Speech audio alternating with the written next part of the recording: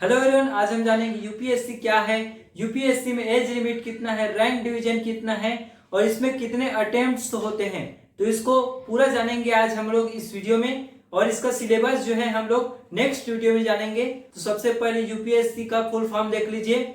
Union public service commission यानी कि संघ लोक सेवा आयोग। तो यूपीएससी जो है भारत के संविधान द्वारा स्थापित एक संवैधानिक व्यवस्था है जो भारत सरकार के लोक सेवा के पदाधिकारियों की नियुक्ति के लिए परीक्षाओं का आयोजन करती है। संविधान के भाग 14 के अंतर्गत अनुच्छेद 315 से 323 में एक संघीय लोक सेवा आयोग और राज्यों के लिए राज्य लोक सेवा आयोग के गठन का प्रावधान है।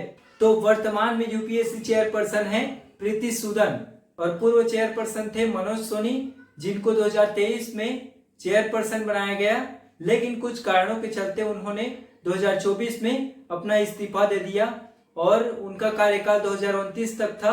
तो आइए बात करते हैं प्रीति सूदन के बारे में। तो प्रीति सूदन का जन्म हुआ था 30 अप्रैल 1960 में, यानी कि इनको अभी 64 वर्ष हो चुका है। और एक रूल है कि कोई भी व्यक्ति 65 वर्ष तक, यानी कि जब तक उसका उम्र 65 वर्ष नहीं हो जाता, वो यूपीएससी की चेयरपर्सन के रूप में रह सकता है। और चेयरपर्सन का जो वो रहता है कार्यकाल, वो 5 वर्ष का होता है। तो इन्हें 64 वर्ष हो चुका है, इसीलिए ये 2025 तक बस कार्य कर सकेंगी। उसके बाद इनका उम्र जो है 65 वर्ष से अधिक हो जाएगा। तो आइए जान लेते हैं ये कौन है। तो ये जो है 1983 बैच की आईएएस ऑफिसर है, जो कि अक्टूबर 2017 से जुलाई 2020 तक स्वास्थ्य सचिव के रूप में काम किया है भारत में। और इन्होंने कोविड-19 में बहुत ही रणनीतिकार के रूप में काम किया है। और इनको 1 अगस्त 2024 को यहाँ यूपीएससी चेयरपर्सन बनाया गया राष्ट्रपति द्वारा। तो इस प्रकार से यूपीएससी चेयरपर्सन है, जो कि आप सर्च कर सकते हैं और ज्यादा डिटेल जानने के लिए। तो अब जानते हैं हम लोग यूपीएससी में अटेम्प्ट्स कितने होते हैं।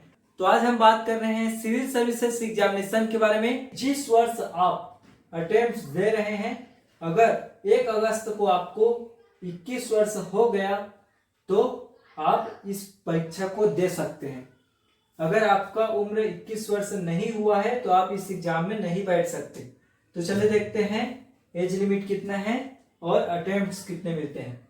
जनरल और ईडब्ल्यूएस कैटेगरी से आते हैं, उनको 6 अटेम्प्ट्स मिलते हैं जब तक कि वो 32 वर्ष का ना हो जाए।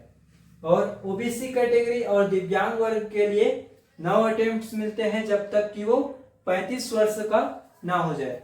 यदि आपके पास अटेम्प्ट बचा रहेगा और आपका एज जो है ऊपर हो गया, अगर 36 हो गया, तो आपको यह अटेम्प्ट नहीं मिलेगा। तो अब देखते हैं एससी एसटी के लिए। इसके लिए कोई सीमा नहीं है अटेम्प्ट्स के लिए जब तक कि वो 37 वर्ष का ना हो जाए।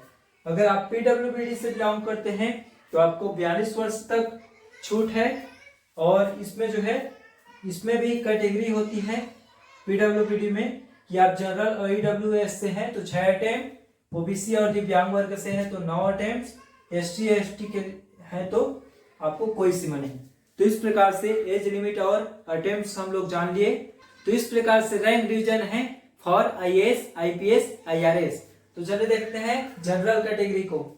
जनरल कैटेगरी के लिए 77 रैंक चाहिए, यानी कि 77 रैंक से नीचे।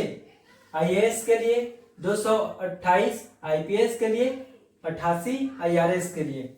ओबीसी कैटेगरी को चाहिए 333, आईएएस के लिए 482, आईपीएस के लिए और 369 आईआरएस के लिए।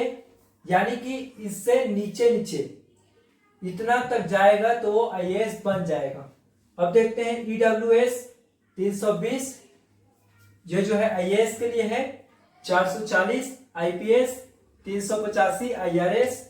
एससी के लिए 502 IAS, 601 IPS, 517 IRS. ST 547 IAS, 655 IPS, 600 IRS. तो इस प्रकार से सिविल सर्विसेज एग्जामिनेशन में रैंक जो है बहुत मायने रखता है कि आईएएस, आईपीएस, आईआरएस बनने के लिए हाइट की आवश्यकता है। तो चलिए इसको भी जान लेते हैं इस वीडियो में।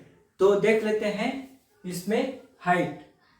अब यहाँ पर IRS और IPS के लिए पुरुष है तो आप 165 सेंटीमीटर आपका हाइट होना चाहिए, और अगर आप महिला हैं तो आपको 150 सेंटीमीटर का हाइट चाहिए। आपका चेस्ट होना चाहिए 84 सेंटीमीटर, और महिला है तो 79 सेंटीमीटर। एक्सपेंशन चाहिए 5 सेंटीमीटर, और महिला के लिए भी 5 सेंटीमीटर।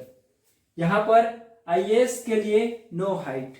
IAS अगर आप कुछ भी रहें IAS बन सकते हैं, IAS के लिए आपको हाइट की आवश्यकता नहीं। तो यह वीडियो आपको कैसा लगा हमें कमेंट करके जरूर बताइए, और ऐसे ही नए नए टॉपिक पर वीडियो देखने के लिए हमारे चैनल को सब्सक्राइब जरूर कर लीजिए। तो मिलते हैं दोस्तों नेक्स्ट सिलेबस वाले वीडियो में, तब तक के लिए bye bye. Thank you very much. Vande Mataram.